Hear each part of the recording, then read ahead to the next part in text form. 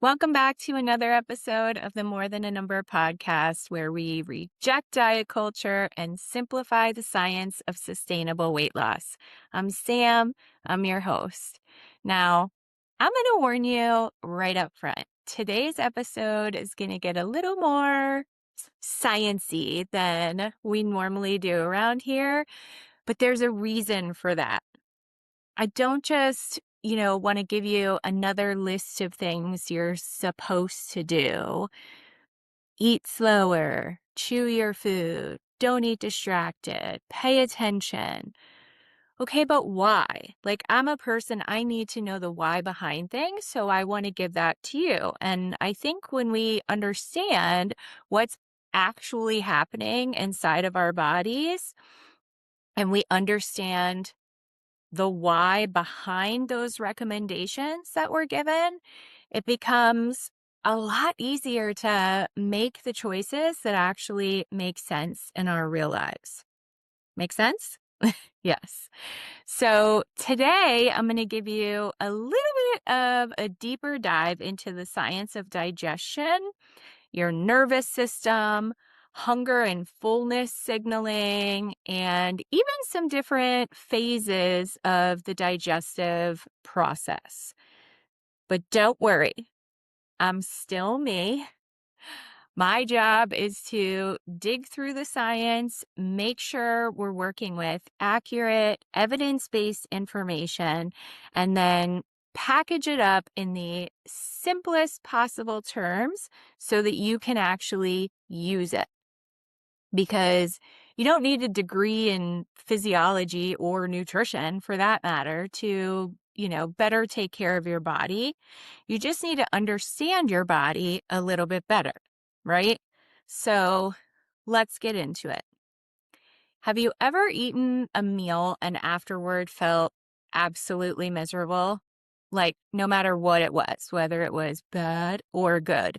You're bloated, you're burping, maybe you got some gas, maybe your stomach just feels like off. And immediately, what do? We start investigating the food. Oh, what did I eat? Was it the dairy? Was it the carbs? Was it greasy? Was it too much fat? I did have broccoli, and they do say broccoli gives you gas. What about the protein shake? Is it the artificial sweeteners? Not the gluten. It's the gluten. Was it something I just don't tolerate anymore? And listen, sometimes it absolutely is what we ate. There are foods that don't agree with us. There are intolerances. There are medical conditions that affect our body's ability to digest certain things. There are foods that may cause those symptoms for one person and not another. Remember, everybody's body is different. So what we eat absolutely matters, of course. But sometimes it's not only what we ate, sometimes we have to look at how we ate it. And I don't think we talk about this anywhere near enough, especially when we're trying to lose weight or improve our health. We spend so much time talking about the food itself. How much protein am I getting? Is it enough? Am I eating enough fiber? Everybody's fiber maxing now. Am I getting enough fiber? How many calories am I eating? How many calories am I supposed to be eating? What are the right kind of carbohydrates? How big are my portions supposed to be? What's on my plate? And obviously, as a dietitian, I care about all of those things, and I believe that they're all important. But you can still put together this beautiful, balanced, nutrient-dense meal. And then if you're, standing over the kitchen counter and you inhale it in 6 minutes while you're answering an email, scrolling through your phone, and like mentally going through the 47 other things that you have to do next, guilty. And then you're finished eating and we barely remember the meal, right? I catch myself sometimes like looking something up on my phone or if I'm like looking for something on Netflix, like I'll inhale whatever I'm eating. Meanwhile, the meal was supposed to be to eat like while I'm watching whatever the show was on Netflix or, while I'm like doing whatever I'm going to do that I'm looking up on my phone. And by the time I actually find what I'm looking for, I've already inhaled my food and it's gone. And I'm like, oh, what did I even eat? Or we suddenly realize, like, oh my God, I am stuffed. Or we're bloated and we're burping afterward or something else and wondering what the heck we ate that made us feel so terrible. So today, I want to talk about something a little bit different. Not just what we're using to fuel our bodies, but how we're actually consuming that fuel. And, this is what I go over with myself and my clients all the time. Remember our 4 anchors? We're talking about fuel right now. And so, again, it's not one specific thing. It's not what we're eating, but it is how we're eating and what our food behaviors are. Because I started digging into the science behind this and I wanted to know, does how we eat really matter? Or is this another one of those like wellness influencer things where somebody's going to tell me I need to chew every bite exactly 37 times while sitting in complete silence and expressing gratitude to my kale? Because while that is wonderful, and I think, maybe we should all do a little bit more of that, but it ain't realistic, right? We are not going to be doing that every time we're eating.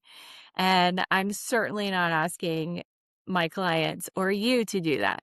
But it does turn out that how we eat really does matter. Just maybe for not all the reasons that we've been told in the past. So let's start with something I think is actually really cool.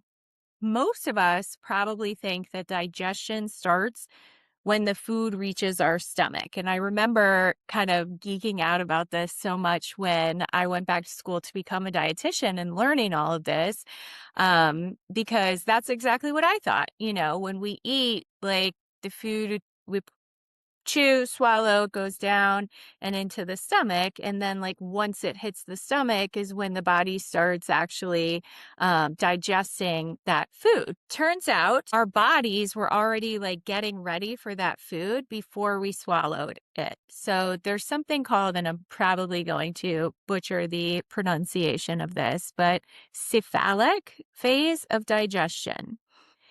And don't worry, we're not going to get crazy here and go too far into the weeds. We're not turning this into a physiology class, but the simplest way to explain it is our digestive system doesn't wait for food to hit our stomach before it like clocks in for work, right? Think about walking into a house where somebody's cooking something you absolutely love. I think of like Sunday sauce on the stove. You smell it, you see it. Maybe your mouth starts watering. You haven't even eaten anything yet, but your body is already responding. Your body's already like, yeah, baby, we are going to be getting into that. That's not your imagination.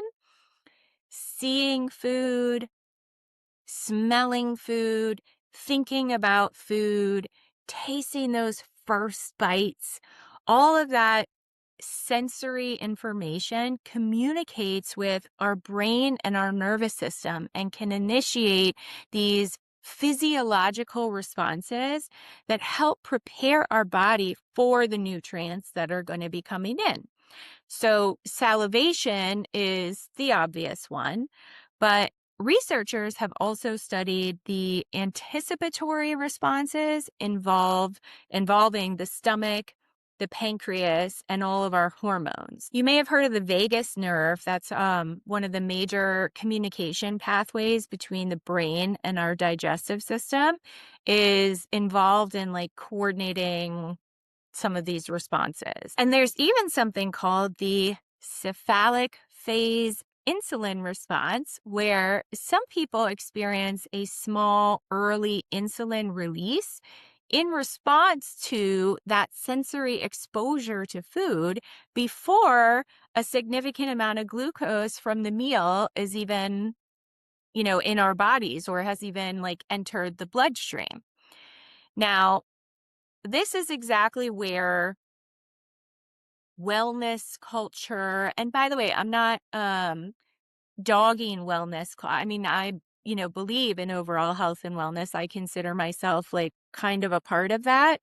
But I always like to distinguish, between credible information and not so credible information. And so on social media and out in the interwebs, there can be some well-intentioned influencers who maybe just don't have the full spectrum of credentialing or knowledge to really understand completely. And so some of the information that they put out kind of starts with a grain of truth and then takes a turn. So it can, take something really interesting and turn it into, unfortunately, something kind of ridiculous. So let me save you from that right now. This does not mean that if you sit there and lovingly stare at your chicken breast for 5 minutes before you eat it, that you're going to be able to like double your nutrient absorption. It does not mean that smelling your dinner boosts your metabolism. By the way, metabolism boost is not a thing. And that's what I mean by some of these things that we see online, and why we want to be so, so careful, because there are terms that get thrown out there that like sound like they make sense, and the person saying it sounds like they know what they're talking about, and then another person is like, oh yeah, that sounds right, that's what I feel, or that's what's going on with me. And then it kind of spirals, and now everybody is talking about boosting your metabolism when that's not actually a thing, right? And so it certainly does not mean that if you ate lunch while you were answering an email that your digestive system just like, threw up its hands and was like, well, she ruined it. She was distracted. So forget it. Send the whole thing through. We're not going to digest this properly. That's not how it works. The cephalic phase is real physiology, but the magnitude and significance of some of these responses really vary between people. Remember, everybody's bodies are different, and researchers are still studying exactly how important they are for human metabolic health. So the takeaway is not, oh, we found another metabolism hack. If we, are completely like get rid of all distractions, and we're paying homage and gratitude to our food, and we're, in Zen mode and all these things, that our body is going to absorb it better. That is not the case. Or the opposite, that if we are distracted, that our body is not going to digest properly. Not the case either. The takeaway is that eating is a whole body process.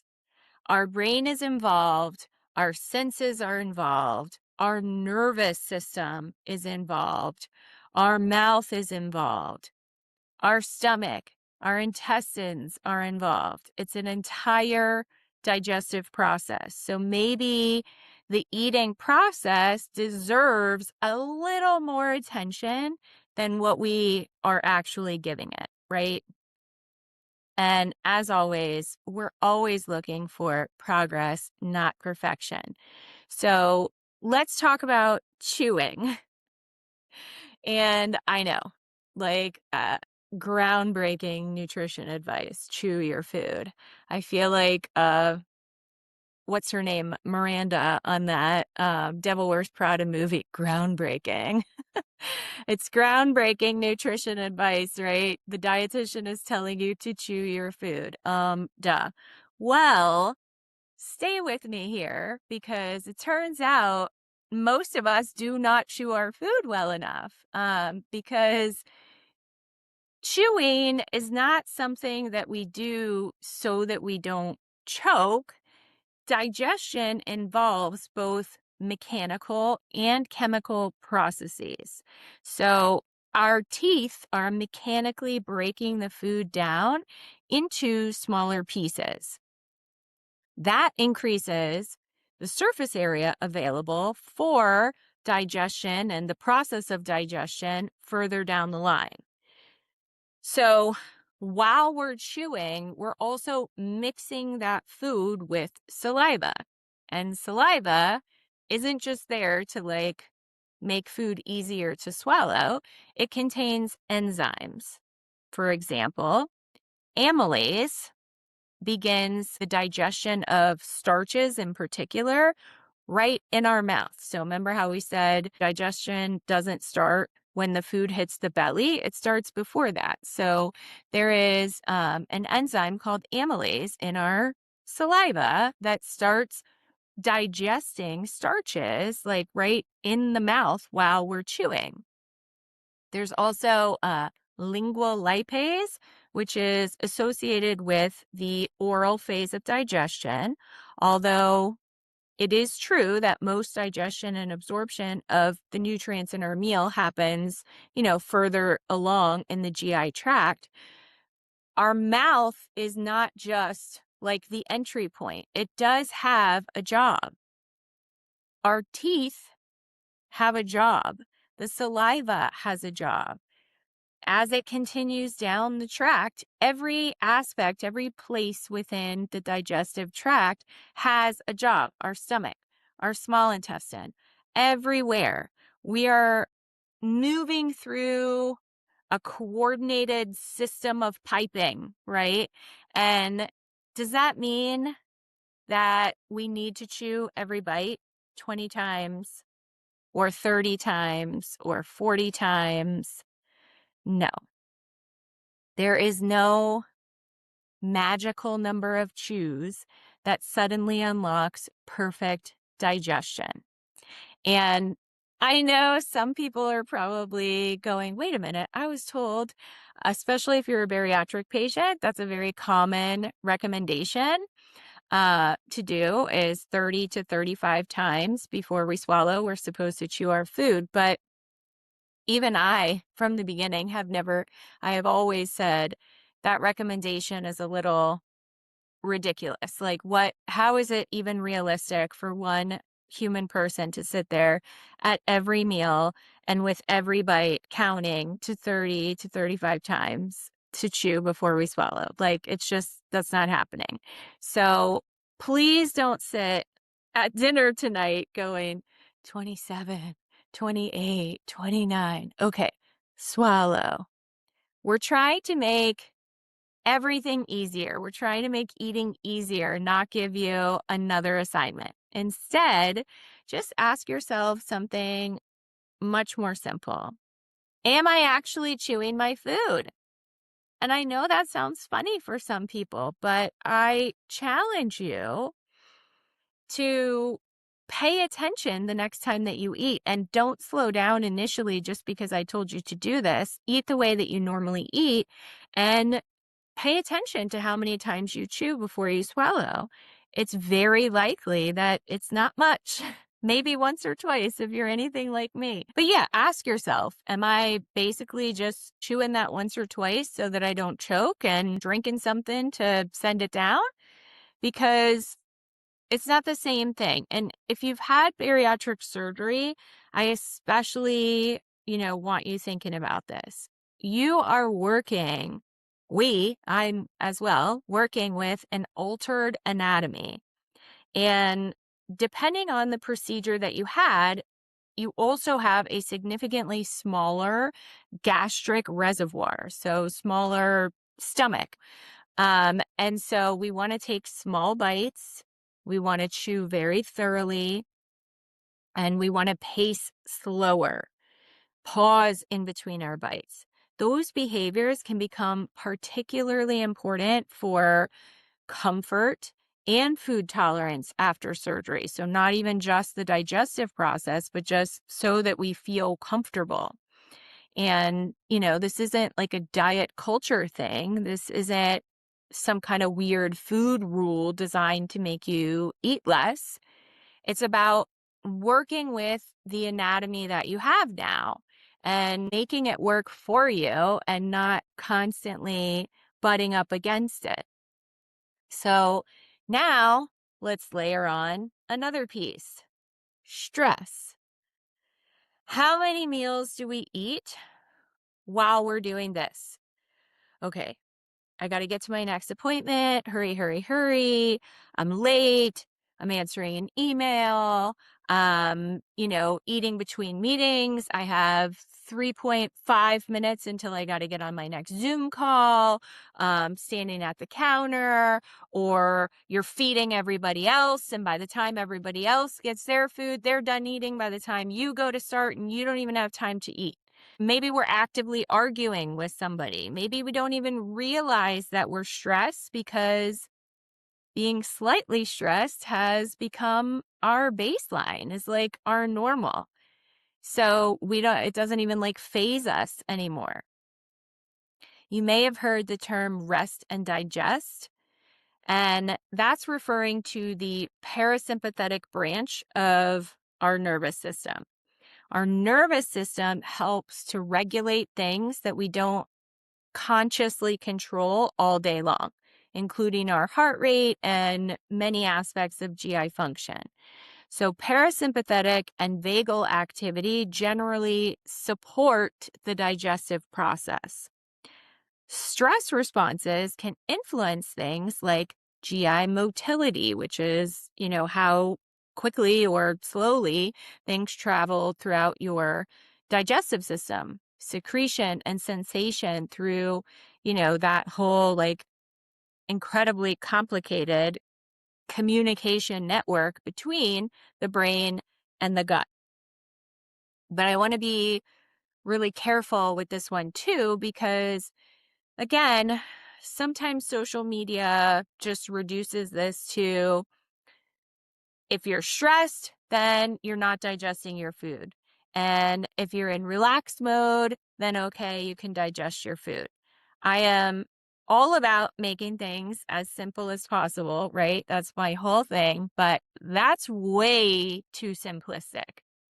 Your body does not just suddenly lose the ability to digest your lunch because you were answering an email. And you don't need to be sitting like, you know, crisscross applesauce style in like om mode, listening to spa music before your stomach is actually able to function. Okay. But your nervous system and your digestive system absolutely communicate. They are 100% intertwined. So if every meal is eaten while you're rushed, you're stressed out, you're distracted, you're barely even breathing, that's a different like physiological and behavioral eating experience than giving yourself even a few minutes to just settle and pay attention to what you're eating. I don't assume that everybody has a 45-minute or hour-long lunch break where they can like really sit and chill out and focus on what they're eating and take their time. You know, it would be lovely, but I don't think that it's realistic for most people. So sometimes even just 5 minutes of slowing down at the beginning of the meal is a meaningful start, you know? So now let's talk about the speed with which we eat, because this is where how we eat starts connecting directly to weight management. Research looking at eating rate, our eating speed, has found that people generally consume less energy. Energy is calories, so less energy when they eat more slowly compared with people who eat quickly. And observational research has definitely found associations between faster eating and higher body weight. Now, that does not prove that fast eating causes obesity.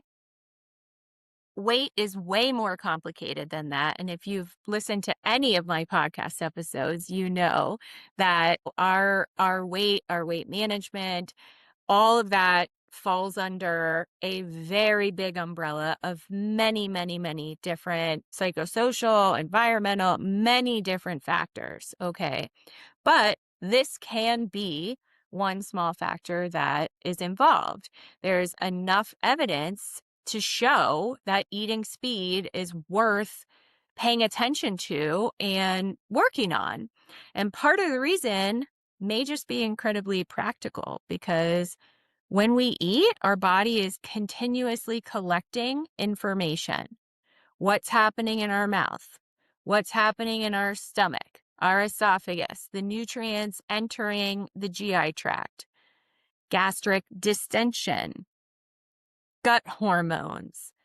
Signals are traveling between our digestive tract and our brain constantly. And those signals contribute to the process that eventually helps bring a meal to an end, right? There's actually a useful distinction here. We have satiation and we have satiety. And I think they can get confused sometimes. So, satiation refers to the processes that help us stop eating when we're currently eating. So, meaning we start hungry, right? We start eating. And as we're eating, we start to feel more satisfied, more satiated. And when we get to a point of satiation, that's when we're supposed to stop eating. And that's what, helps us from overeating. Satiety refers more to like what actually helps keep us satisfied after the meal and influences when we want to eat again, meaning specifically the foods that we ate. So you don't need to remember those two words, but what I want you to understand about it is the process, because there's this old kind of saying that gets thrown around all the time. And we probably all heard it like since we were kids, that it takes exactly 20 minutes for your belly to tell your brain that you're full. And again, this is one of those examples where there's like some truth to it. And then people kind of take that and run with it, right? That's not exactly how it works. Like our bodies don't have this universal 20-minute timer. At minute 19, we're like, we're still hungry, keep eating. And then exactly at minute 20, the body is like, boop, stop, you're full.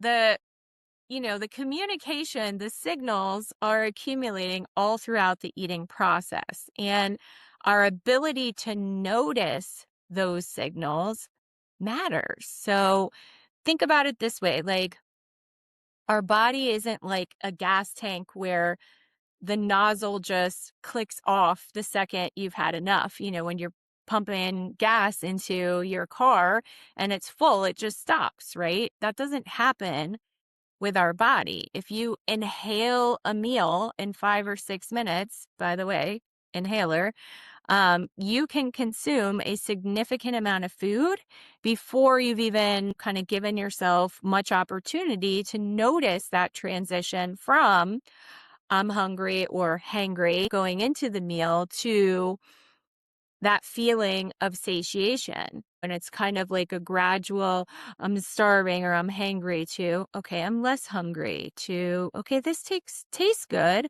And I'm starting to feel satisfied. And now I feel good. I'm comfortable. I'm no longer hungry. I'm not overly stuffed, and I'm going to stop. That would be wonderful if that happened every time.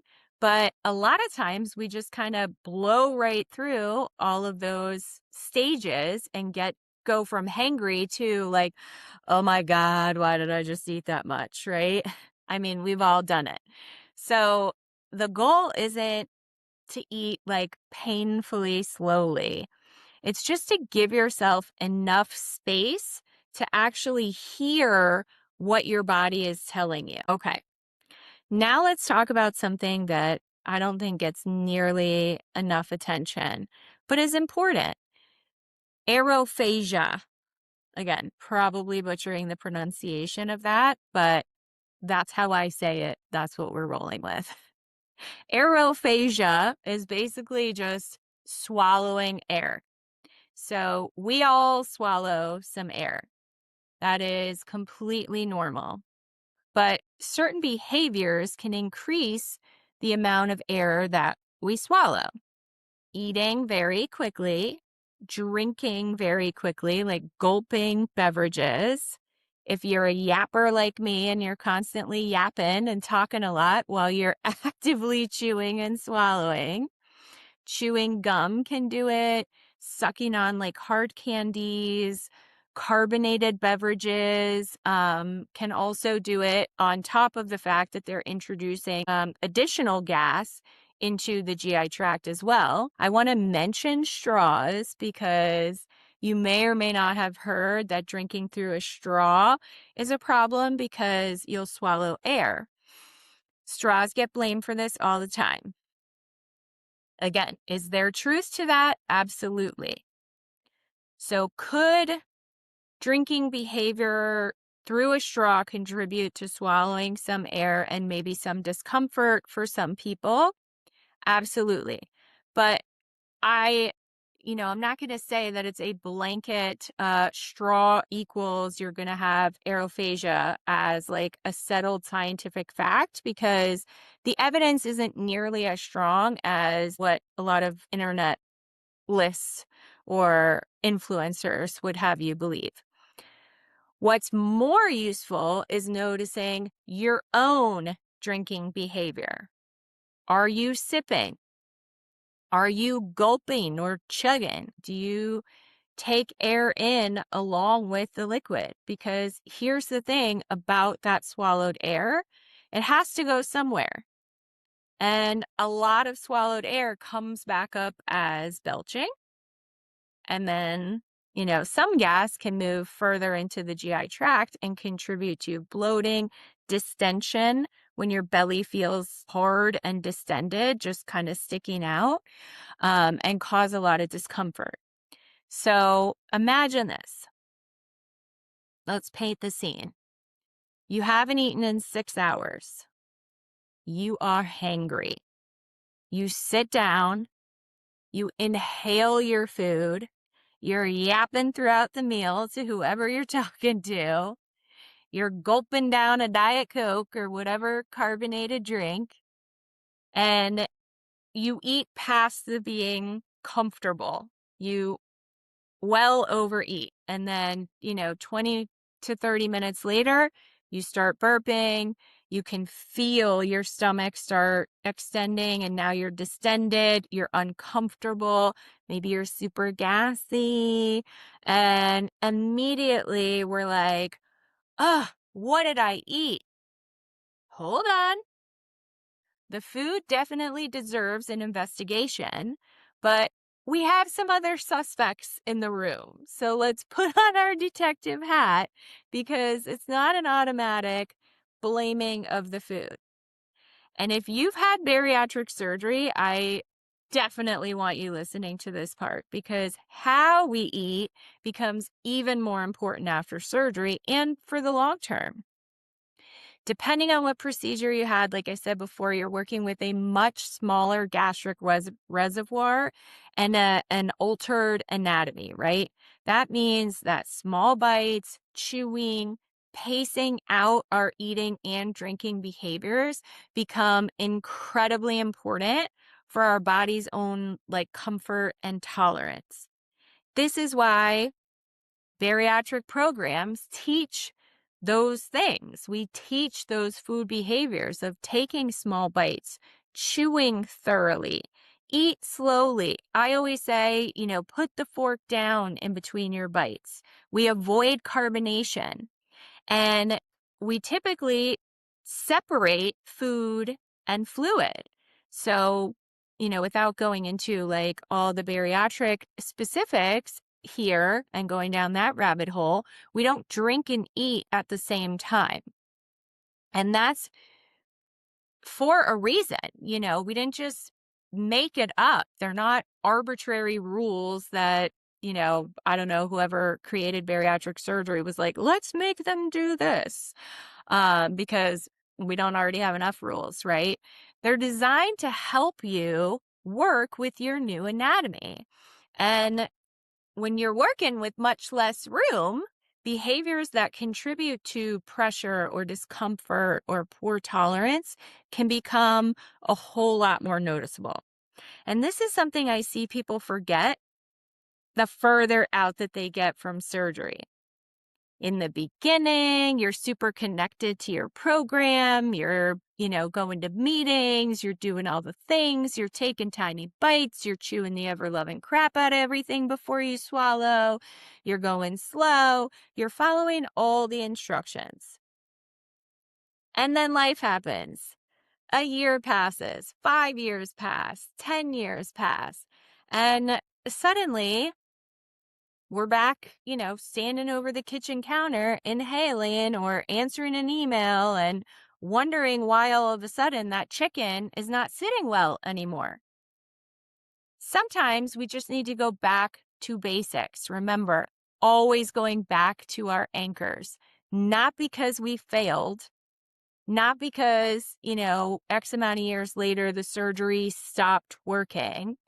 It's because these basic eating behaviors still matter.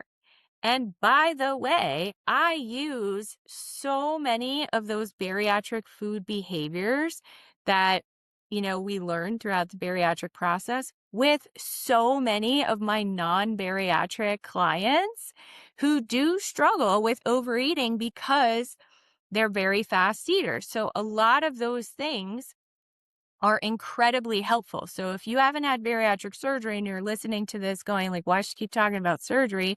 This applies to you as well. It applies to everyone.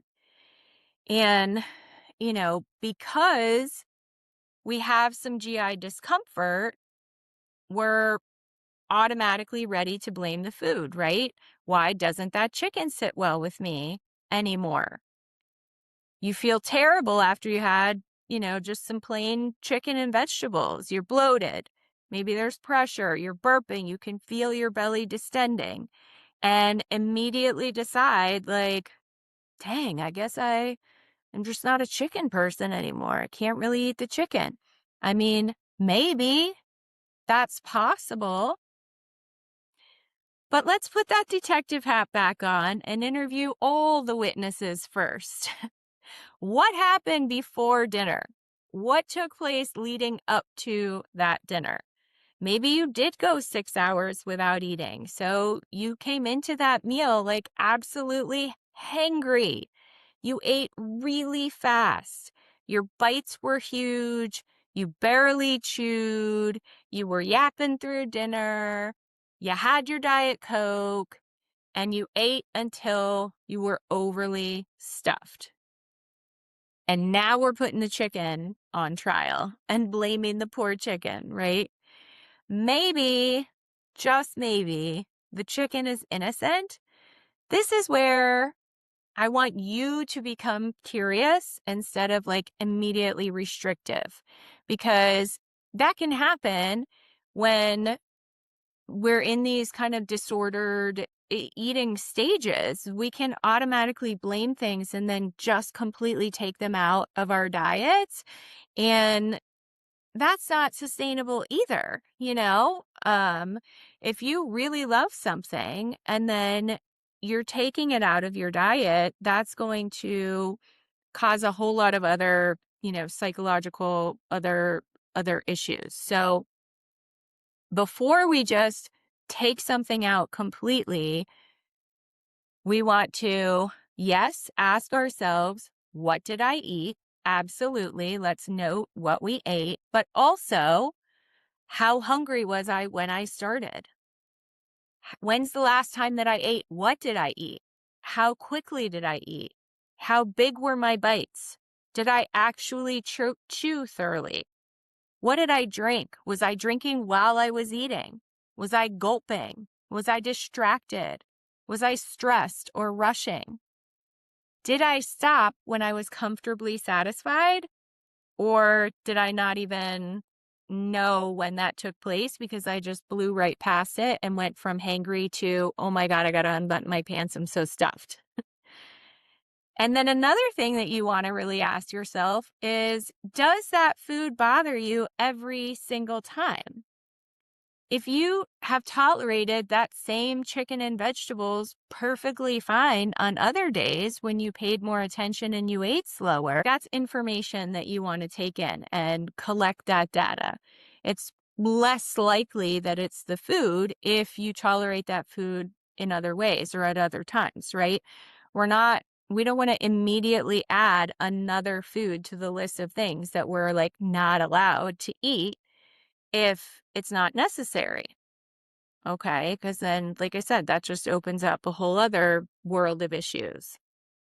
And all of that being said, brings us to the term mindful eating, which I think sometimes gets presented in the most unrealistic way possible. I don't know if any of you guys have ever like had anybody do that exercise with you, the mindful eating exercise with the one raisin that you're supposed to like chew a million times. You figure out where you taste it in your mouth, all of that. If not, just feel blessed that nobody's ever done that with you. I have done it. Unfortunately, I have to admit that in the early days of, being a baby dietitian, I did that with some of my bariatric clients as well. You take the raisin, you look at the raisin, you observe the raisin, you smell the raisin, you contemplate the life journey of the raisin and spend 17 minutes chewing this one stinking little raisin. Listen, I get the point behind it. Again, there is always like some truth at the root of it. If that exercise helps you, wonderful. But most of us are just trying to finish our lunch before we got to get on our next like Teams or Zoom call, right? So I want to make mindful eating simple and practical. And to me, mindful eating just simply means be present for your meal. Not necessarily every second. Our brain is always going to want to go in different directions, not perfectly, just more than you are now. Just improve a little bit. Remember, it's progress, not perfection. So maybe if you sit down instead of standing at the counter, maybe it is you don't pick up your phone for the first, 5 minutes, or maybe not for the whole meal. Maybe you actually pay attention and try to tell yourself like what the food tastes like in those first few bites. You put the fork down in between bites. Maybe you chew enough that you're not swallowing huge pieces. Like, sometimes I'll say try to see when the food becomes more of a baby food consistency before you swallow. That mastication is so, so important. And we want to make sure that, our teeth is doing its job to break that food down. So maybe you pay more attention to your chewing. Maybe it's halfway through the meal, you ask yourself, how do I feel right now? Am I still hungry? Am I satisfied? Do I feel full? Does my stomach feel comfortable? Do I even like what I'm eating? So often we clean our plate and then go, meh, wasn't that good? Pay attention. Do you even like what you're eating? That's mindfulness. And no, again, it's not going to be perfect. You're not going to do it perfectly. Neither will I, because as you know, I say it all the time, life is going to life. There's going to be, meals in the car. There might be rushed lunches where you have very little time. There might be family dinners where everyone's talking over each other. If you have a crazy Italian family like me, there's going to be days when you realize you ate half your meal while reading an email and don't even remember eating it. We're not starting over because that happened. We're just practicing how to come back to the basics, come back to our anchors. So before we finish, I want to address something directly, because if you Google mindful eating, slow eating, chewing, or digestion long enough, eventually somebody is going to tell you XYZ boosts your metabolism. Again, please, that's not a thing. I'm not going to tell you that because that is not actually what evidence shows. Eating slowly does not boost or accelerate your metabolic process. Chewing every bite 30 times does not magically turn your body into this calorie burning machine. Mindful eating does not give you any kind of digestive superpowers. And for someone with otherwise normal digestion, no diagnosed conditions, chewing longer isn't some magic trick that suddenly allows you to extract dramatically more nutrients from the same exact balanced meal. There are legitimate physiological processes happening during the sensory and oral phases of eating. And there's evidence around eating rate, speed, and that energy or calorie intake. There are meaningful relationships between attention, GI experience, and our ability to notice both hunger and fullness, comfortable fullness. Those things are enough to, say that we need to pay attention to these things. So we don't need to turn good science into some miracle claim to make it valuable. And I think that's really important because sustainable health is not built on hacks. It's built on behaviors that we can actually repeat. So I'm not giving you, 17 new eating rules. I want you to try and experiment. Again, this is your mission if you choose to accept it. Pick one meal a day. That's it. Just one. And practice 3 things when you're eating that meal. First, sit down. Don't be standing. Whenever reasonably possible, put your food on a plate or in a bowl and sit down. Give the meal an actual beginning and end. Number 2, slow down, especially the first 5 minutes. Don't count chews. Don't set a timer. Just deliberately eat a little more slowly than you normally do. Taste the food. Do you even like it? Chew it. Put the fork down once in a while. Let your brain join you for that lunch. And then third, check in with yourself halfway through. When you get through half of that meal, stop and ask yourself, how hungry am I now? How does my stomach feel? Am I actually enjoying this? What would comfortable satisfaction feel like right now? Meaning, do I eat the rest of it? Am I done? Do I want to eat a little bit more? Whatever. And if you struggle with occasional gas and bloating or burping or discomfort after meals, add one more question to that. After you finish, ask yourself, how did I eat? Not just what did I eat, but how did I eat? How fast? How distracted was I? How hungry was I beforehand? How well did I chew? Was I drinking with the meal? What did I drink? How much did I eat? How did my body feel as I went through the meal? Just notice. Obviously, you're not going to notice all of those things. I'm just giving you examples of the things that you want to start thinking about. It's not judgment. Remember, this is a judgment-free zone. We're just gathering information. Okay. We spend so much time trying to figure out the perfect foods to eat, the healthiest foods to eat, the perfect diet, the perfect macro breakdown, the perfect meal plan. And yes, of course, what we eat matters. It matters tremendously.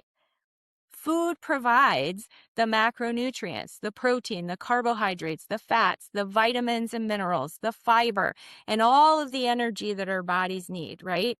But fueling our bodies isn't only about selecting the food, it's also about how we experience it.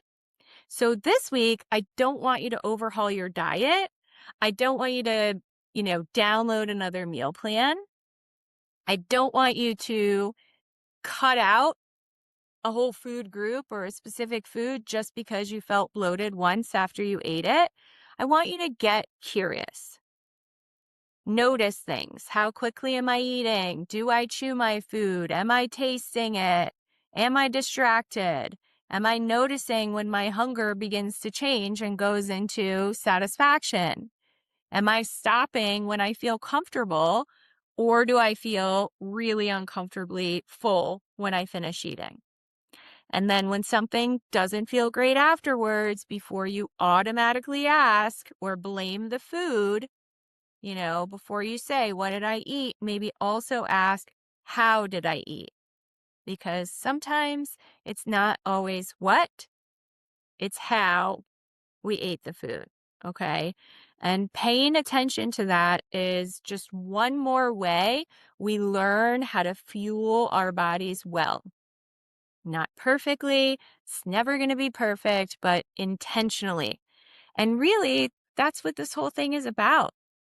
When I talk about lasting weight loss, I'm not talking about finding perfection, the perfect diet, or finding, finally becoming disciplined enough to follow a bunch of rules for the rest of your life.